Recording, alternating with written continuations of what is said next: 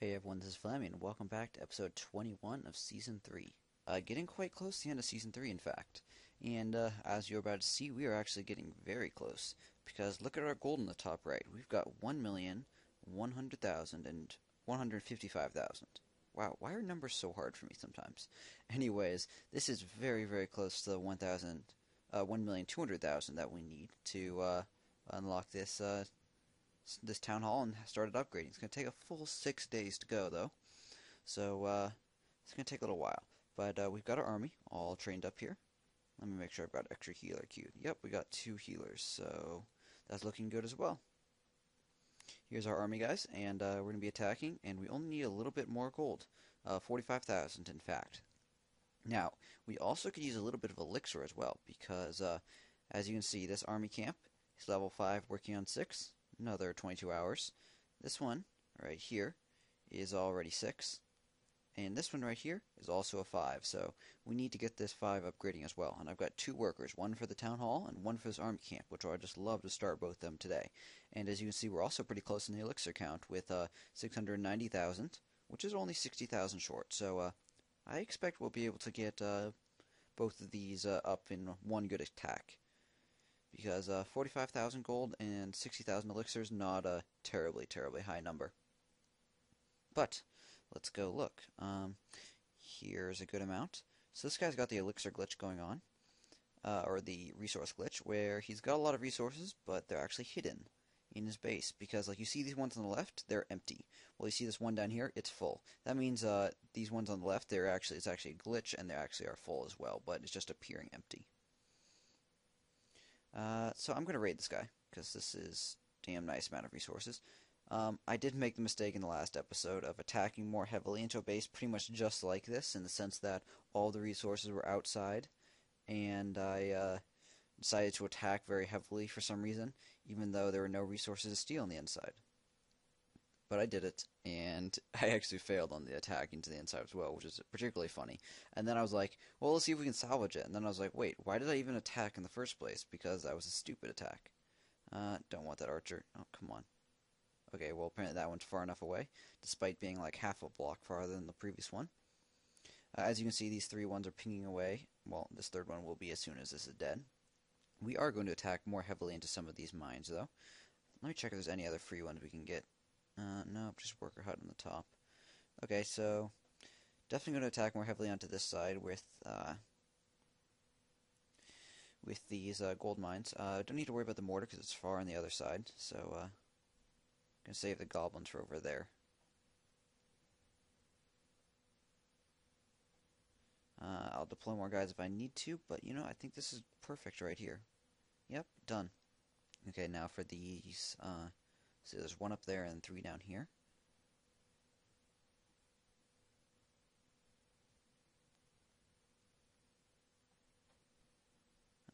Goblins, archers, spread everything out.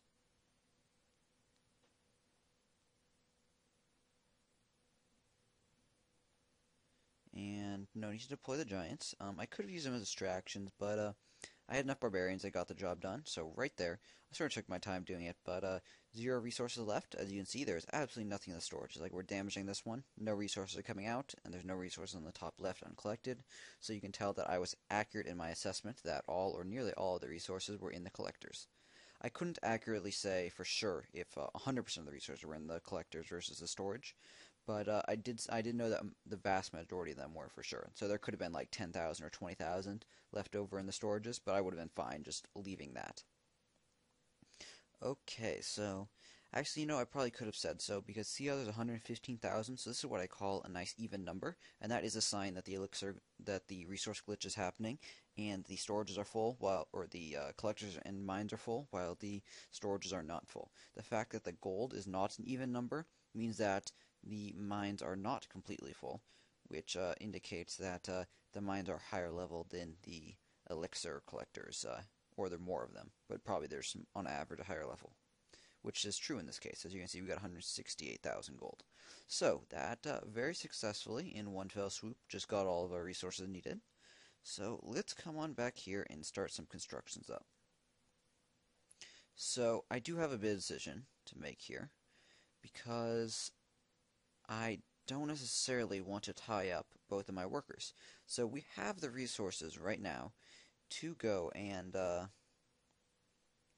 build both the town hall and the army camp, which is, like I said, the goal. And I definitely will start those soon. But the question is, this army camp finishes up in 22 hours. During that time, will I want to do some more raiding? And possibly more importantly, uh, do I want to have to? Will I want to spend those resources that I get while raiding? Because if I tie up both my workers, we very well much won't have an ability to spend that on walls and stuff. Well, walls are going to be the main thing. Um, I would say normally I would think about pretty heavily about delaying one of the workers. Um, but right now, I definitely want to start this. This town hall upgrade is going to take a full 6 days, as you can see right here, and we just want to get this started as soon as possible. So here are the things it's going to unlock, but I'm going to start it in just a second. I have a new army camp. That's very great. It immediately gives 20 free guys, and then several short upgrades will bring that up to like 30 or 40 extra guys. Barracks doesn't matter too much. Extra defenses obviously help. Walls always help. Air defense and mortar, those are big ones. Tesla, I'm really not a fan of the Tesla getting it too fast, but probably eventually. But 1.2 million, bam, started. So that just went from 1.3 million to 125,000 left. Feeling a bit poor once again. So here's the other project like I was talking about. So we could start this army camp right now or hold off. And I think I'm going to hold off. I don't want to necessarily leave this elixir just sitting here to be stolen, so I'm going to just record this episode, and then I'll come back and probably record another episode right after this without even logging off, and we will, during that, what am I trying to say? I realize I need to cancel this guy. During this next episode, we will just collect as much gold as possible, dump all of our gold into walls, and then start this elixir project, this army camp right here. That's what I'm trying to say. Okay, but first, in the meantime, we have some recent attacks on our base, and these are going to be the first attacks on this new redesign. So, we'll go look at them, and I'll bring them up right... Well, you know what? I'm going to arrange these guys first, because it looks like they are offset. So I did notice my extra healer finished up, which was going to happen. Forgot about that. So can't really do anything about that. So we're going to be a little short on all the units. But I think that's alright for now. Okay, so let us look. So this is what we've had some recent attacks, and they're all big ones. So we'll see. One day, 18 hours ago. Was that? Did I cast that? No, I know which one that would probably be. Yeah, so we're going to look at all three of these attacks. As you can see, I didn't lose many resources in the first one, but I lost a ton of resources in the last two. What was up with this? So, I had surgery yesterday, now, about 36 hours ago, and so I just was not online to play. And part of my reason to design a new base was hopefully some of these attacks would be lighter attacks that would just give us a shield and not take out the storages. But if they did decide to engage more heavily, hopefully they would not be able to attack the storages. So let's see how that works. So I'm going to load up this first one, M Legend Secret, and make sure first it's on this new base. Yes, it is. And we can tell that he used a lightning right away. Well, we could tell that he used a lightning, and I just know when someone uses a lightning like that, they're almost always trying to just attack the building, the center storages. It's an interesting thing. It pretty much never pays for itself, but I think it broke even this time, so I guess good job for him for that. As you can see, he's got some Plain Castle guys that he activated. He activated one guy on the right to try to pick off the free elixir, but obviously that just succeeded in activating guys. Interesting that he called in his clan castle reinforcements. That's a lot of archers to call in just to kill the town hall and the 3 archers that were coming out to meet you. Very interesting. I'd be surprised if he deploys more, because he already deployed sort of more than he needed. Yeah, he surrendered right there with guys still alive. You can see right there. Those guys of ours that still survived, despite they had a little popping animation, they do return to the clan castle. And they probably are used in this next attack, which we're about to load up. So, reviewing that attack, I mean, I guess technically maybe it made a profit for himself with the lightning, but it wasn't really much of one. The lightning, let's see, level 3, how much does that cost? Where's my spell factory? There's my spell factory. So it looks like that lightning level 3 cost 18,000, and he got like low 20s. So he did make a little bit of profit on the gold, only a small one though. And he got a little bit of elixir. He also got 1,000 of each from killing the town hall. But honestly, that's not much of a profit for a rather slow upgrade. But I guess that's a personal decision. Like, I wouldn't do that personally, but I guess if he thinks it's worth it, that's alright. I just don't think that... I'd rather have a lightning spell available when I'm doing further attacks, rather than have it go train for a couple hours. Okay, let's load up this next one. So, Jackie here is attacking a very heavy giant, and archers, and a couple wall breakers. Only 2, though. I'm very curious how this is going to do, because this is pretty much exactly what our base is designed to protect against. So, we are not intending to protect all of the resources in our collectors, so that's where he gets probably all of his resources from. But we are hopefully protecting all of the resources in the center. So, we'll see if he manages to collect any from that. I hope not, but we'll see. So I'm curious how he attacks into our base. I speculated a lot on how different people would attack into our base in the previous one. We'll see if that happens. Okay, 1 archer in a very weird spot. Oh, 1 mortar, 2 wall breakers. So he's going to be attacking down here into the mortar and the wizard, which I consider my stronger side, which I would like to protect more. Well, maybe he's not. Oh, maybe he's trying to draw my guys out, which would be a good plan. Because you don't want to deploy giants right into my clan castle guys. As you can see, he's activating more guys. Although, this is one benefit of having all my buildings close to the walls. It means that all of the clan castle guys that he all the guys he deploys to activate my clan castle guys, they're getting fired on the entire time. Mass giant now coming in. I don't have any more clan castle guys to deal with them, but they should take decent damage from both the mortar that's in the center and the wizard. I'm curious how far they're going to get through destroying stuff. I do have a couple spring traps. They're here and here. We'll see how many giants make it over there to activate both of them. The giants on the bottom are about to activate some right here. Okay, got 3 on the first one. Or I think that might have been both of them. Not bad, though. That's good. This other guys probably should activate them now. 1 on that one, and they missed the second one. But they're attacking the deactivated wizard tower right there. Okay, these archers on the bottom right, so they're going to work their way around the side, and I've got a bunch of bombs, should do crazy amounts of damage to them. But he's probably hoping... Oh, damn, they started going in. Yeah, see those 2 bombs? That would have been super effective against the mass guys. Hopefully the mortar here will switch targets onto the archers soon. But honestly, it'll probably stick on the giants until they get closer. So he does get at least 2 of our storages, as you can see. As soon as the giants get within range of the mortar, though, they will probably, switch over to the, yep, that was a huge hit on those archers. I'm having a hard time talking today. Sorry, guys. So no defenses left. Somewhat interesting, he's running out of time. So we also know he only gets a 1-star, so that means he's not going to actually kill the town hall. But he does get all the resources, so, like, who cares about killing the town hall? So he did effectively do pretty much the equivalent of a 3-star. As you can see from this last gold mine, the gold mine is not full, but it does have some resources in it. You can tell from both the animation and the little box I zoomed in on. With 2 seconds left, you can tell he's running out of time.